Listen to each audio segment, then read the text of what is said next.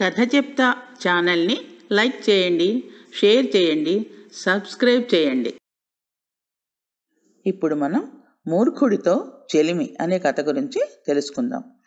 ఒకానొకప్పుడు ఒక వర్తకుడు తన ప్రక్క గ్రామానికి సరుకులు కొనుక్కోవాలి అని బయలుదేరాడు. కొండ మార్గం కావడం వల్ల, ఎక్కువ దూరం కావడం వల్ల ఎంత నడిచినా గ్రామం చేరలేకపోయాడు. త్రోవలో అతనికి ఒక బాటసారి తగిలాడు. అతడు అతిమూర్ఖుడు అయినా త్రోవలో తోడుగా ఉంటాడులే అనుకునే వర్తకుడు అతనితో జత కలిపి ప్రయాణం చేస్తున్నాడు. చీకటి పడిపోయిందే గాని వారు చేరవలసిన ఊరు కానీ దారి కానీ కనపడడం లేదు. దరిదాపులకైనా చేరలేకపోయారు. అసలే అడవి మార్గం, దొంగల భయం కూడా ఉన్నది.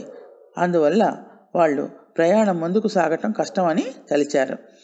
అంతలో వారికి ఒక పాడుబడిన గుడి కనిపించింది. ఇద్దరూ కలిసి అక్కడే పడుకొని తెల్లవారుజామున బయలుదేరడానికి నిర్ణయించుకున్నారు. మూర్ఖుడు మండపంలోనే పడుకున్నాడు. దగ్గర డబ్బు ఉన్నందువల్ల భద్రంగా పడుకోవాలని షావుకారు మాత్రం గుడి లోపల విగ్రహం చాటున పడుకున్నాడు. కొంత రాత్రి అయ్యేసరికి కొందరు దొంగలు ఆ గుడికి వచ్చారు. దోచుకున్న సొమ్ముని పంచుకునేటందుకు అక్కడికి చేరిన దొంగలకు వరండాలో పడుకున్న మూర్ఖుడు అడ్డుగా కనపడ్డాడు. అందుకు వాళ్ళు విసుక్కొని, వీడెవడురా దరిద్రుడు తయారయ్యాడిక్కడ, మనకు అడ్డు వస్తున్నాడు కదా అని విసుక్కున్నారు. తెలివిగా ఉన్న మూర్ఖుడు అది విన్నాడు. ఎక్కడ లేని కోపం వచ్చింది అతనికి. చివాలను లేచి కూర్చొని, ఏమయ్యా, ఎంత తోస్తే అంత మాట్లాడటమేనా? ఈ రాత్రికి పడుకుని పోయేవాణ్ణి, మీకేం అడ్డురాను నేను ఇలా ఈ వారకు జరిగి పడుకుంటాను, మీరు మీ చోట్లో పడుకోండి. ఎంత మీ చోటైనా అంత పొగరు మీకు పనికిరాదు. మంచి మర్యాద ఉండాలి. అనవసరంగా తెలిసి తెలియక మాట్లాడటమేనా?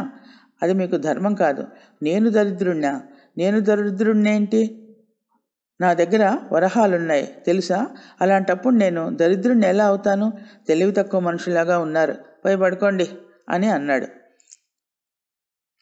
అతన్ని ఆశ్చర్యంతో చూస్తున్న దొంగలు అతని దగ్గర వరహాలు ఉన్నాయి అన్నమాట వినేసరికి చటాలున అతన్ని పట్టుకొని ఆ వరహాలు దోచుకున్నారు.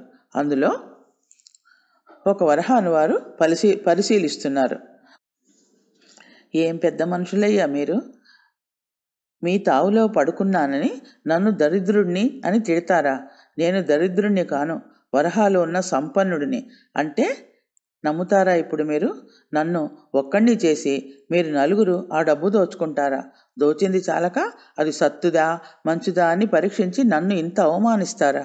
నేను మీ కంటికి దగా మనిషిలాగా కూడా కనిపిస్తున్నానన్నమాట. నాణ్యం పరీక్ష చేయడం చేతకాకపోతే విగ్రహం వెనక పడుకున్న షావుకారుని లేపి పరీక్ష చేయించుకోండి, వెళ్ళండి అని అన్నాడు. వీడుగాక మరొకడు కూడా ఉన్నాడు అన్నమాట అని దొంగలు గుళ్ళోకి వెళ్ళి విగ్రహం వెనకాల ఉన్న ఆ షావుకారుని రెక్కలు విరిచి కట్టి తెచ్చి అతని దగ్గరున్న రొక్కమంతా అపహరించుకున్నారు.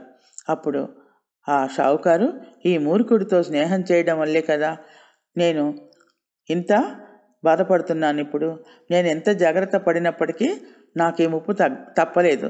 దానికి కారణం మూర్ఖుడితో చెలిమి చేయటమే అనుకొని షావుకారు ఎంతో దుఃఖించాడు.